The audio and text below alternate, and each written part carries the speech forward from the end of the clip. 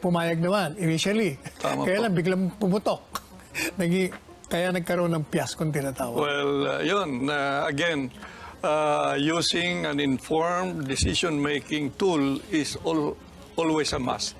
Ako, ang duda ko doon politiko na naman yan politiko kasi...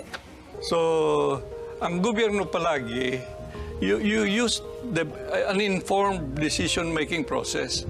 And that's through the supply and demand analysis.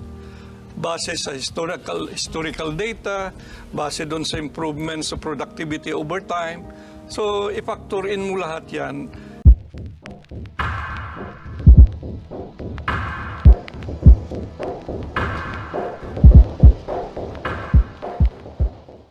Secretary William, napanood natin. Bilang dating former Secretary of Agriculture, ano bang reaction niyo rito?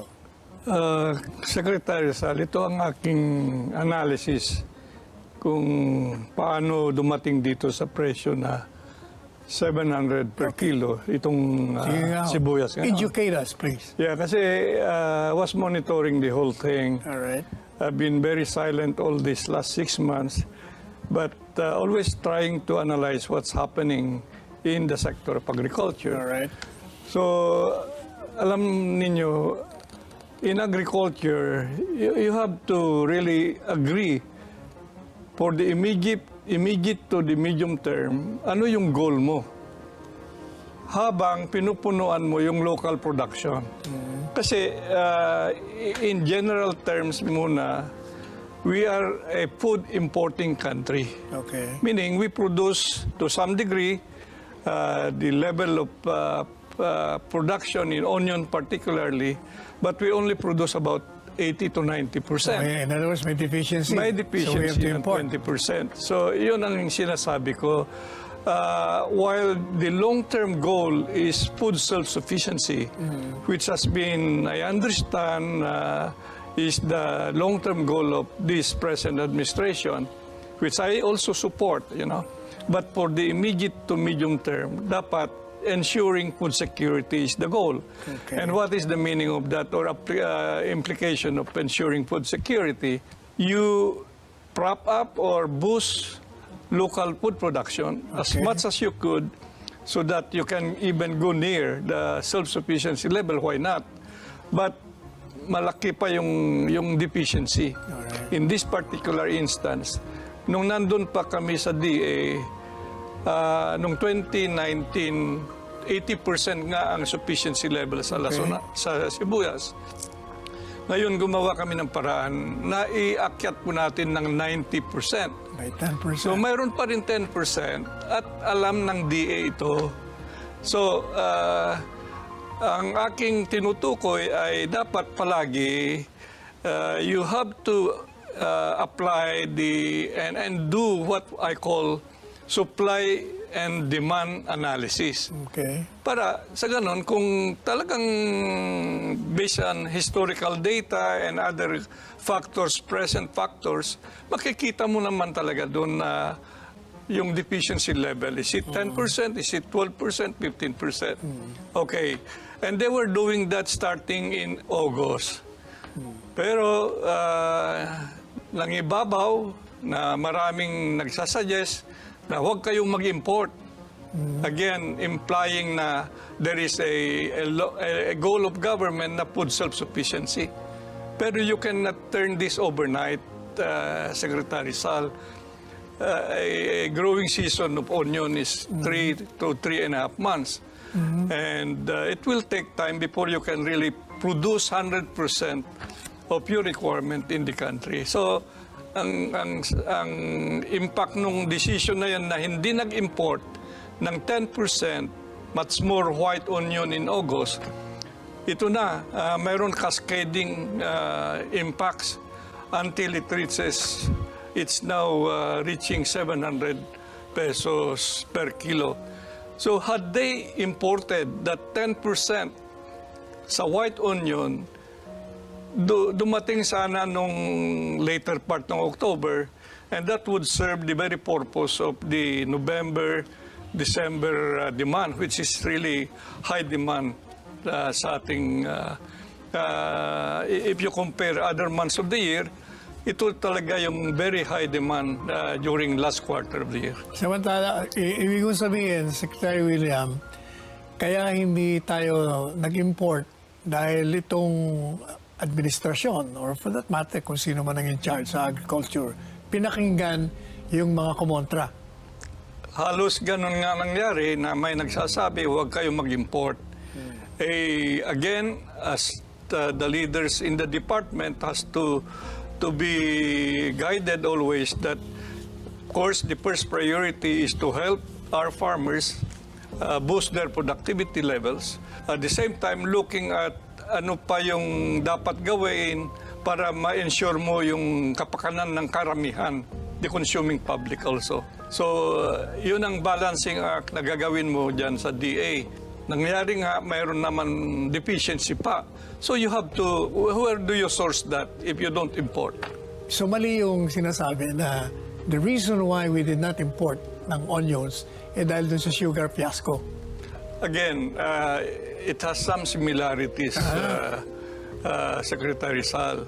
Ganun din, yung ang dami rin stakeholders sa sugar industry, may producers, may millers. So, ang gobyerno palagi, you use an informed decision-making process. And that's through the supply and demand analysis. Base sa historical data, base doon sa improvements sa productivity over time. So, i-factor in mo lahat yan. And this is your basis to make a decision at what level of imports you will have to have. May analysis ang DA dati. Even when I was already there, may analysis tayo na may pagkukulang na asukal itong next 6 months of 2022, which happened now. And in fact, I understand, because I made research on this, yung sinasabi niyong may kulang, in fact, pati yung planters, yung producers, yung traders, nag-agree sila. In fact, unanimous ang rekomendasyon, 300 tons, metric tons. 300,000 metric tons. O 300,000 metric tons. Opo. Yun ang rekomendasyon eh. Tuma. Kaya nga on the basis of that, nagkaroon sila namang meeting, pumayag naman initially. Tama Kaya po. lang biglang pumutok. Kaya nagkaroon ng fiasco tinatawag. Well, yun, again, using an informed decision-making tool is always a must. Ako, ang duda ko doon politiko na naman yan Politiko kasi, alam mo, in fairness to the President, yung rekomendasyon ng 300,000 metric tons, he even floated the idea. Nagawin natin 600 tons. Bigger than that. Bigger pa nga, kaya bumilib nga ako. Sabi ko, Opo. meron siyang, magaling tong mag-anticipate.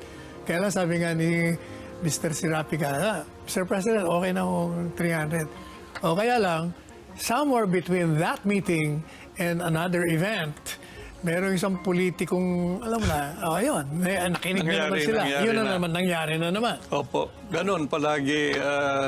We should really do a much better way to really manage this food inflation.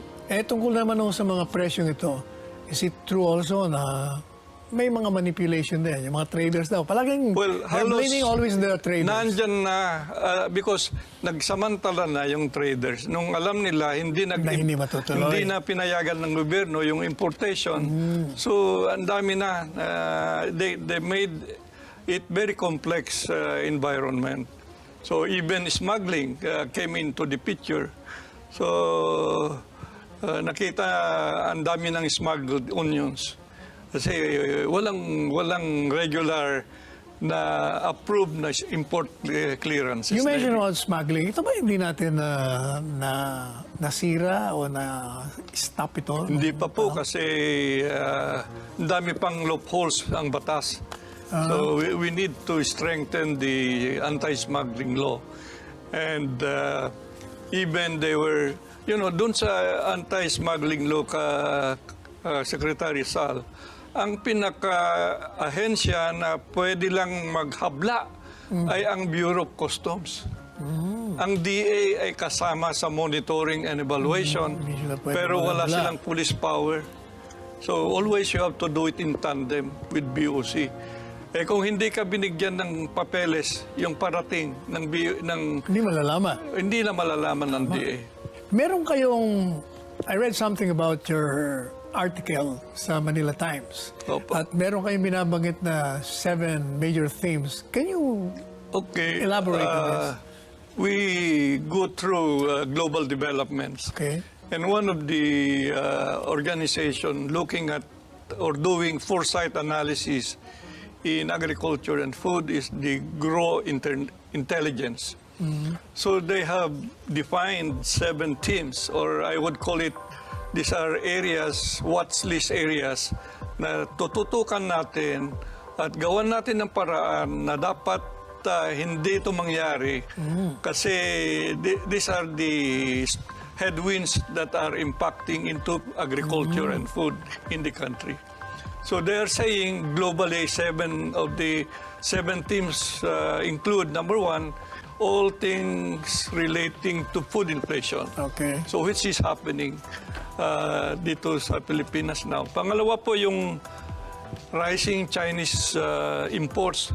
Halos ang China with all their might, economic might, ay binibili niya what is available kasi may pagkakulang din to some extent some of the items sila. Soybean, lahat yan. So the third area is the competition between the use of these crops for fuel and food. So may competition yon. Mas lalo na sa soybean sa US. They turn soybean into biofuels while the rest of the world would be needing that for livestock. Now, the fourth area is yung some of these staples will be recovering dito sa taon na ito, but not all staples. And for example, sa rice and corn dito sa atin ay because of other compounding issues, kagaya yung which is one of the areas yung masyadong mataas ang presyo ng fertilizers, this will inevitably lead to the reduction in the use of fertilizers by the farmers. So I hope that this last year ay maganda yung ani, but all analysis would point na mayroon reduction of pala yields last year. Ang record harvest kasal ay nung 2021 when we were there, 19.96 million metric tons, ang highest recorded rice production ng Pilipinas. How many years ago is this? That was in year 2021. 2021. So last year, di ba, 6 months, for 6 months of the year, nandyan pa tayo. Then the last 6 months, because of the rising fertilizer cost, ay bumaba yung paggamit ng abono ng ating mga magsasaka. That is why the former President Duterte ordered subsidy to the farmers sa parte ng fertilizers. Opo, nandyan yung subsidy. Now, one factor to really look at, Secretary Sal, yung pag-deliver ng subsidy, dapat on time, dapat before the start of the production season. Yun ang nagka-problema na naman. Merong subsidy pero hindi naman nakarating sa mga farmers Not on timely. time. Yeah, not on time. And what was the reason for that? I cannot answer for the Department of Agriculture. It should have been given much earlier. Yan pala naging problema. Tapos ano pa ho yung ibang... Okay, the other themes. themes, yung global wheat supplies natin, there could be some little relief, but still the challenges are enormous. May droughts in the west, so that's going to compound and resulting to the yield decline. Pati yung Russia-Ukraine. Kasi Ukraine ang malaking... Tama po. Diba? Ukraine and Russia are producing much of our staples globally. They also produce fertilizers. Yes. So, bali tatlong global challenges is impacting also to agriculture.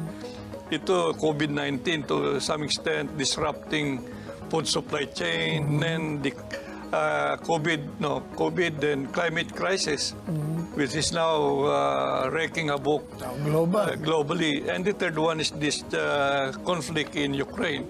So geopolitical events. And there is no solution in sight. And hoping that has to be done, the conflict to be resolved soon. Because if not, this problem in agriculture lingers. Yung sitwasyon natin. Opo. Okay. Now, the other themes would include, I have mentioned the fertilizer prices continue to bite, an impact into crop production globally, and of course the country, because we don't produce enough, or we don't have manufacturing facility for chemical-based fertilizer. And Teka muna, balikan ko kayo doon. Bakit? Matagal ko na naririnig yan. Bakit wala tayong...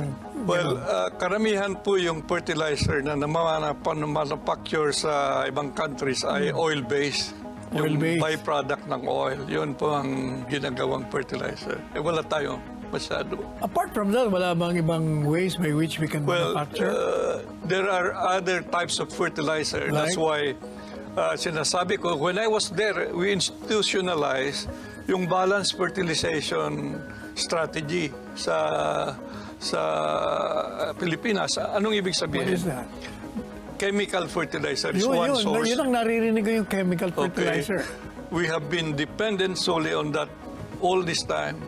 But now there is a window for the use of biofertilizers. Paano naman yun? Ito yung mga resulta ng fermentation process using also nanotechnology. So may mga biofertilizers or biostimulants even locally developed that can be scaled and commercialized in a big way to compensate for the reduction in the use of chemical fertilizer.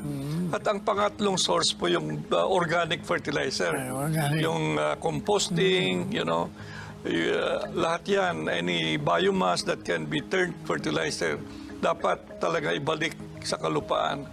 I understand yung China, magaling dyan. Pagdating sa fertilizer, So, sa chemical. dapat i-sustain natin ito. We will have to scale up. We went to Vietnam a month ago, and I really saw for myself, there are a good number of manufacturing facilities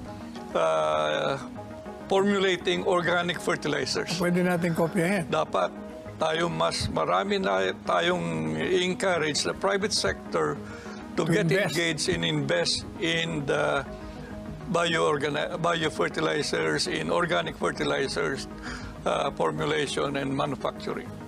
Now, wala na ho bang ibang theme? Well, the last part would be yung protein sources natin. I don't expect bargains kasi still will continue to be a challenge. So overall, these 7 themes or 7... Bakit o? Can you tell us why it will be continuing challenge? Doon po sa protein, animal feed cost is really the problem. Itong kagaya soybean is needed in animal feeds. Okay. If that is competing with the manufacturing of biofuels, that's reducing the supply for animal feed protein. Kompetensya pala yan. Opo, may competition din yun. So balancing act yan. And we should bolster the production of other sources of protein locally. Meron naman tayong na-identify na iba't ibang protein sources that can be scaled up and commercialized in a big way so that mapunuan natin yung kakulangan na soybean meal galing abroad. Yung meron bang epekto yung climate change? Oh yes, big. I was mentioning already 3 big C's. COVID-19, alam na natin na disrupt yung supply chain.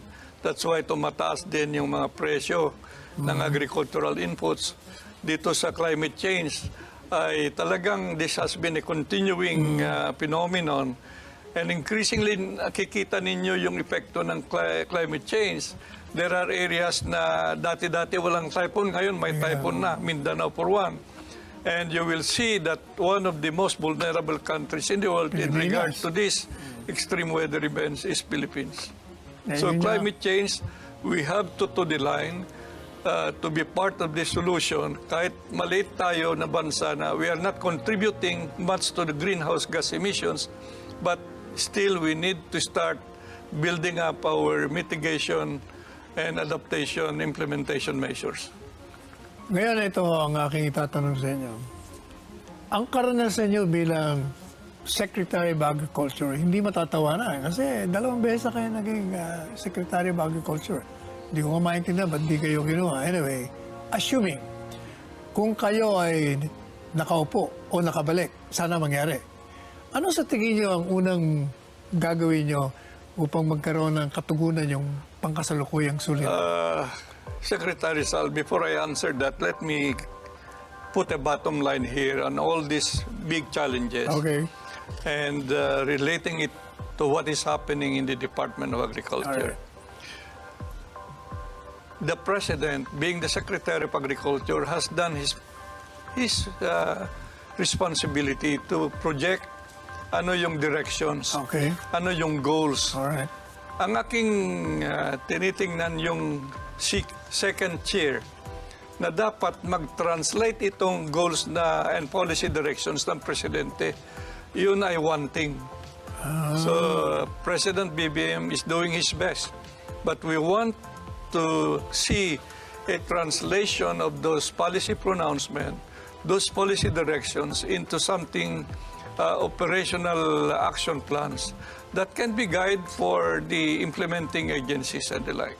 So, yun, para ma-clarify na I'm not criticizing the President, but I'm just situating it in a way na ginagampanan niya yung role niya, but dito sa second chair ay that's where the more proactive stance must happen. In other words, yung mga alter ego niya ang nagkakaroon ng pagkakamali. Kaya, even without responding to my question, mukhang alam ko na ang sagot nyo. So if you're there, yun ang gagawin nyo. Well, itong 7 areas na na-mention ko kanina, I will be guided by that if ever, but we are not hoping for that. I mean, ako interesado ako dati, but ngayon being mag-practical na lang tayo, we do what is best and still contribute to enhancing the growth and development of our sector in a way that, for example, ngayon marami na rin akong engagements sa private sector. So doon happy na ako ngayon at contributing still into the growth and development of the sector. Oh, I heard na kinuha kayo ng Go Negosyo Opo. as consultant. Opo, and let me cite itong Go Negosyo has been leading in terms of micro, small, medium enterprises in the country, the development of this, because much of the jobs that we generate would come from these MSMEs, okay? Now, one program that just started under Go Negosyo is to bring the big business leaders in agriculture, the agri-industry leaders, to champion that commodity and partnering, bring the small farmers. Ang sabi ni Ka Joey Concepcion, yung micro farmers as partner of the big business. That's where agri-industry comes in.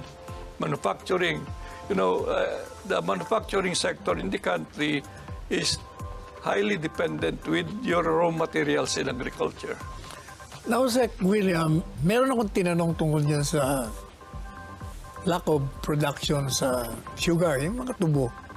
Sinasabi ng mga nakausap ko, ang problema kasi, alam mo ngayon, yung mga magsasaka, parse-parsela na, kalilit ng mga lupa na, iba, binibenta pa. Ano magiging solusyon dyan? Tama, small land holdings, that's one characterization of Philippine agriculture. And that's why when we were there, one strategy that we put in place is the farm clustering and consolidation. Ano ibig sabihin? Sa palay production for one, a minimum of 100 hectares. Pag sama-samahin mo yung mga farmers in one contiguous area, at ito na yung tutulungan ng gobyerno. hindi individually but as a collective, as a group. Kasi yung serbisyo ng Cooperative. gobyerno hindi naman kaya na individual. Dapat to improve efficiency of farming. And so you need to cluster and consolidate kasi maliliit ang land holdings.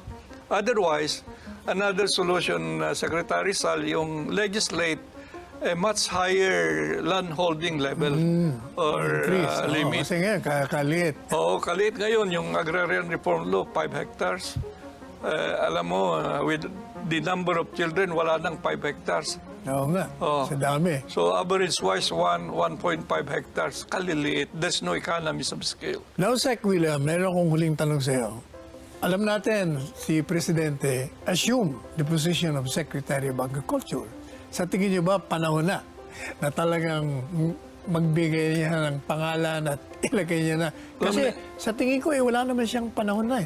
Ang dami niyang trabaho. Alam ninyo, maraming nagawa let me highlight the very positive things as a result of the President taking responsibility of the Department of Agriculture. Number one, yung budget ng agrikultura for Lumaki. this year, lumaki. By Very how much significant. percent? 46%. Oh, okay. So that's very substantial. Because I've been hammering that out noon na neglected, underfunded, underdeveloped ang agrikultura. That's why naghihingalo. Sabi ko nga, now given more fuel, you can do much more things to prop up and boost productivity. Okay. So now that's going to start. Pero siguro, let me have the second one, na-focus o nabigyan niya ng diin na priority sector ng agrikultura. So ito very substantial at nakikita na lahat na tumutulong na lahat, halos karamihan, ang mga various stakeholders to make it possible. Laman lang, one thing nga, dito sa baba. Baka ma-Sebastian sila. Yun ang after effect ng sugar fiasco na yun. Wala ba kayo naririnig na pwedeng pumalit yan? Wala po, wala tayo sa radar. Tayo, busy na lang tayo gumagawa nitong pagtulong sa mga iba't ibang agricultural companies na tinutulungan natin.